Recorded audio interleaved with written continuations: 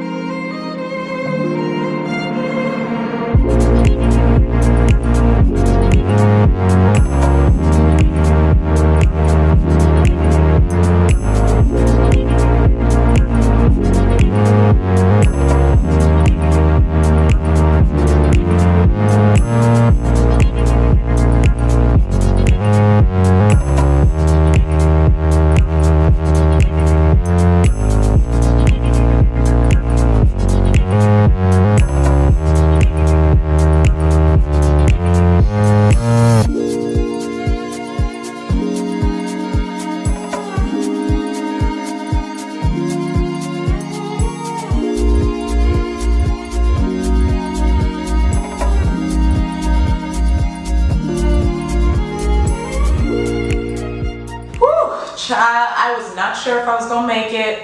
You know, 12 months is a really long time, especially for someone who has never had their hair that short before in their entire life. I didn't know what to expect really. I was excited for it, but I wasn't sure if I was gonna grow back. I feel like that's probably the worry that we all have. Like, if I do the big chop, will my hair grow back? Well, don't worry, it will. With some tender loving care, it absolutely will. So I got my big chop on August 30th, 2017. This was close to 8 months after I had already been transitioning natural. So the woman that I had cut my hair, I told her to actually cut my hair in a tapered cut. And the reason why I got it tapered was because I wanted my hair to grow out in a specific style, which I actually have achieved. So what she did was, obviously with a tapered cut, you leave more in the front, less in the back, and on the sides. And I wanted my hair to grow out in the way that it looks right now. I wanted it to be voluminous right up in this front crown area, and then in the back get a little bit shorter. So that was how she cut my hair. She actually ended up cutting off a bit more than I had wanted, so my hair was really short when I got my big chop, like really short. And I was very shocked and surprised, but it really didn't faze me that much when I first got the big chop. The reason why I decided to big chop after only 8 months was because I didn't want to one day wake up and decide to cut off all my relaxed ends and have this much natural hair on my head and not really know how to work with it, not really know how to do it. So I figured that if I got a big chop, I would then be able to teach myself what to use, or like how to style my hair, what products to use, learn what it does and does not like, and really get a sense of my texture before I had this huge curly fro on my head and just didn't know what to do with it. Right after I got my big chop, I actually didn't feel anything, surprisingly or not. Right after I got my big chop, I was just like, okay, cool, this is what's happening. I couldn't stop looking at myself, and I was just like, this is different, this is different. But initially I wasn't like that shocked. I didn't cry, I wasn't freaking out. It actually took me a few days to really start to freak out. I think because it was like the initial shock. When something shocking happens to you, but you don't really you don't really react until a little bit afterwards when it really sinks in and you're like, oh, so this is what we're dealing with right now. Like, this is the situation that I'm in. So after a few days, that was when I started to freak out a little bit because, one, I didn't know how the hell to do my hair. Two, I couldn't just get up, pop it in a bun, and call it a day until I figured out how to do it. I didn't know what products to use. I mean, I had been watching everyone on YouTube all over the place, but that, it's like a catch-22. Like, it can prepare you because you learn a little bit more about products, but then there's nothing that beats experimenting with products on your own hair, because no one knows your hair better than you do. And, although you may find someone who has similar hair texture to yours, it's really hard until you actually just try those products on your hair. So, I have always been someone who has known how to do my hair. My mom did my hair throughout my entire childhood, all growing up.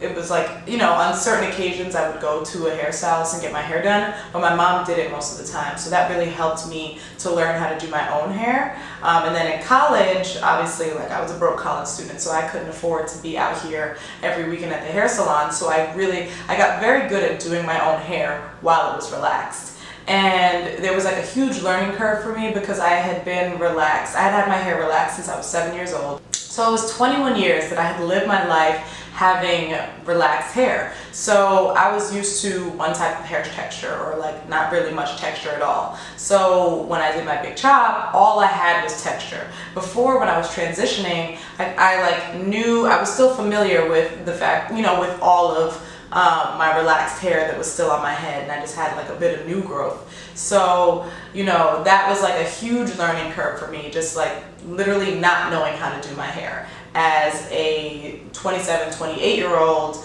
you know, not knowing how to do my hair was really frustrating, especially as a black woman. And I was really determined. I was really determined that I would figure out how to do my hair on my own. I was like, I'm not going to go to the natural hairstylist every week to do my hair because I'm going to be in a crisis one day where I can't get to a stylist or can't get to someone and I won't know how to do my hair at all. So, you know, I really powered through it. There were some days where I was just crying and I was like, why did I do this to myself? I look ugly. Like, this is, you know, this is not for me. Like, why did I go natural? Like, it's really, really hard, you know, getting used to a new head of hair. And as black women, we hold hair to such a high standard. So for me, you know, learning that I'm more than my hair, I am not my hair, that kind of thing. Like, you know, some days your hair is not going to look as perfect or as neat as you might want it to, but when you go outside, people actually might still, you know, give you compliments and they'll still be like, oh wow, like your hair looks really good, because natural hair is just beautiful. It may look a little raggedy some days, a little crusty crust some days, but at the end of the day, like, you have to just be confident in yourself, and I think that that's something that I really learned throughout this process. Like,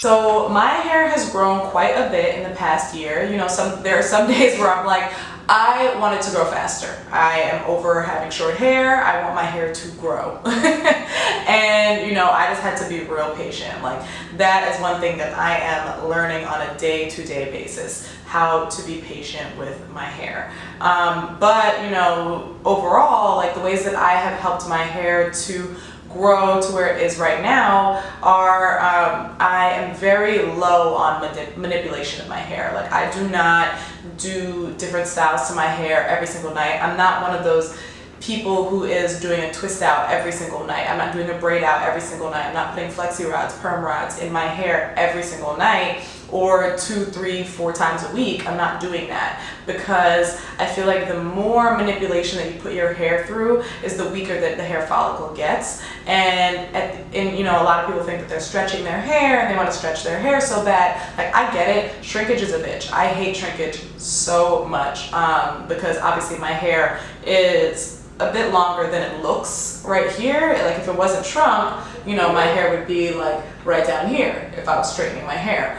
And I get that. I get like wanting to have a head of huge curls, so you're constantly trying different methods and ways to stretch your hair out, but that's just going to weaken your hair. And a lot of my friends are like, or a lot of people that I've encountered are like, oh my gosh, I love your curl pattern, like, how do you keep your curl pattern this way, etc., etc. And one, obviously you can't like make, well, you can.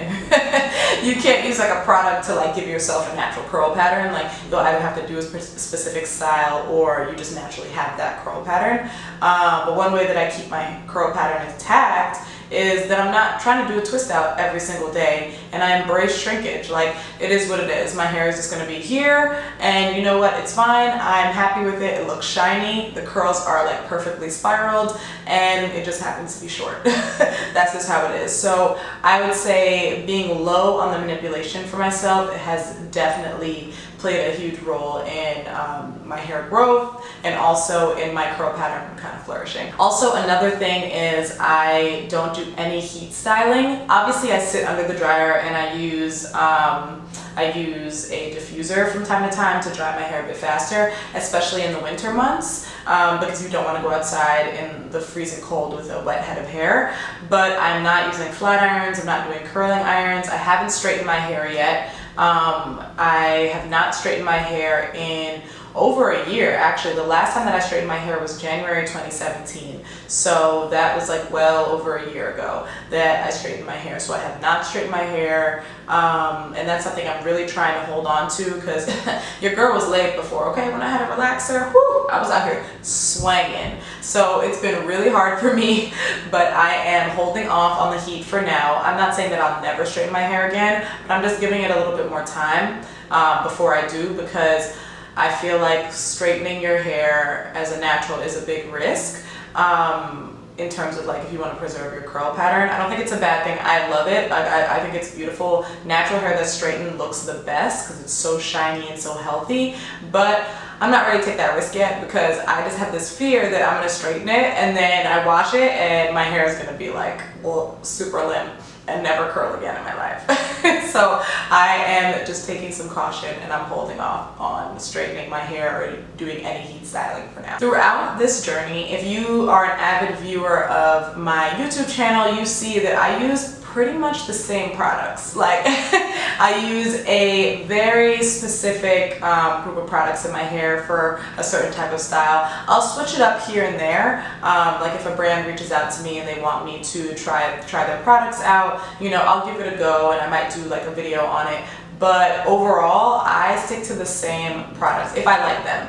So this is what I did when I had my hair relaxed. When I had my hair relaxed, my hair was still very, very thick. And it was relatively long, not like super long, but it had a good length to it and thickness to it. And that was because I used the same products. I made sure to just have a routine. Your hair is something that can be trained. So if you're using the same products, if you're doing the same type of low manipulation style and, you know, treating it on a regular basis, your hair is going to like soak that in and it's going to behave. And I want my hair to behave, okay?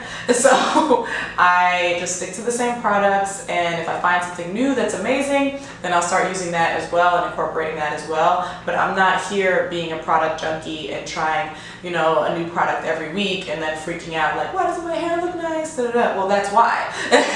Because you're doing too much, girl. Give it a break. Give it a break. So giving yourself regular scalp massages is something that's really important to me as well. So that I do a few times a week, not every single night, but I give myself a nice thorough massage to the scalp, and this just gets the blood flowing and it helps the hair follicles to really open up, and then it also promotes growth within your hair. So I'm pretty strict about giving myself a scalp massage a few times a week. And you can use certain types of oils while you're doing a scalp massage. So some people like to do Jamaican black castor oil, some people like to do a mixture of like peppermint oil and coconut oil or jojoba oil, or there are some brands that have like pre-made mixes of those types of oils that you can just pretty much put on your scalp and then just massage in. And that's something that I do quite often, and I feel like that has also helped promote my hair growth. I'll put the name down in the description box of my like little like thing just fell down. I'll put some names in the description box of some products that I use to massage my scalp with.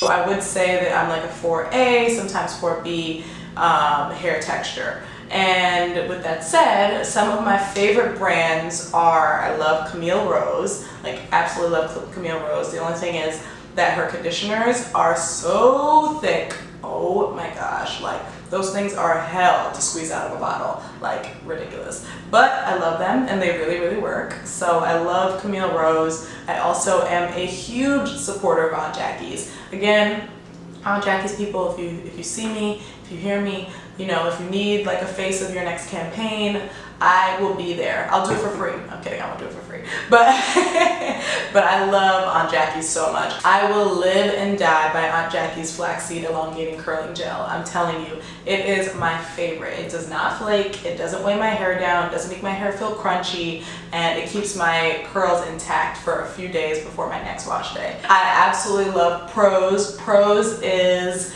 a completely customizable hair care brand. So I have been using their shampoo and conditioner and their hair mask for the past several months now, and that has like saved my scalp. It saved my hair, and it makes my hair super bouncy and full of body. I love Prose. It's on the pricier end, but if you are someone who has not found your or the ideal shampoo and conditioner or hair mask for yourself, I would say try Prose, because you can at least customize it to your specific hair. I would say give it one try, and then if you hate it, you know, sorry, I apologize, but but I absolutely love Prose. And then another brand that I love is Kinky Curly, and I love their Not Today detangler, their leave-in conditioner detangler. That is my absolute favorite. It's the best detangler for me to put underneath other styling products, because a lot of times there are leave-in conditioners / detanglers that you put on before you put a styling product, and then the styling product starts to flake, or it gets those little white beads on it, and that could be because the different products are just not meshing well together. But with Kinky Curly, I've noticed that it meshes well with pretty much any styling product that I've used it with. So I absolutely love that. So yeah, those are my favorite brands. And last but not least, I just want to say that this entire natural hair journey is just that. It's a journey. It is a marathon, not a sprint. I have even had to remind myself of that at times, and I still remind myself of that to this day, because we all want our hair to go from 0 to 100 real quick. But you know, it takes time. Like, it takes time to get from here to here, or to down here, however you want your hair to look. So, you know, just learning to take time with your hair, take care of your hair. So yeah, I've just learned to just take my time with it, care for it, treat it like it's, you know, another little specimen. It's like my little friend. But again, it is also just hair, so you can, like, it might fall out one day, and you need to be okay with being bald-headed. No, but it's just like, it is just hair at the end of the day. So I do not regret having my big chop. You know, I might say that sometimes to myself, but at the end of the day, I'm really happy. It helped to make it more healthy, and it grew back, and it's going to continue to grow back. So yeah, it's definitely worth it. So if you like this video, I know I was talking so much. I hope you're still here, because I have a giveaway. I'm going to give you $1 million because you stayed. No, I'm kidding. Sorry. Just kidding. But thank you so much for watching my video. If you enjoyed it, please be sure to give it a thumbs up. If you have any questions, comments, concern, feedback, let me know. Leave it in the comment section below. Tell me how you feel about it. Let me know, did you get a big chop recently? Are you contemplating a big chop? Give me your thoughts below, and we could chat about it. I just love to, like, discuss everyone else's journey and just, like, see how other people feel about their big chop. So leave me some comments, give me a like, and also subscribe if you haven't already. So that was it, and until next time.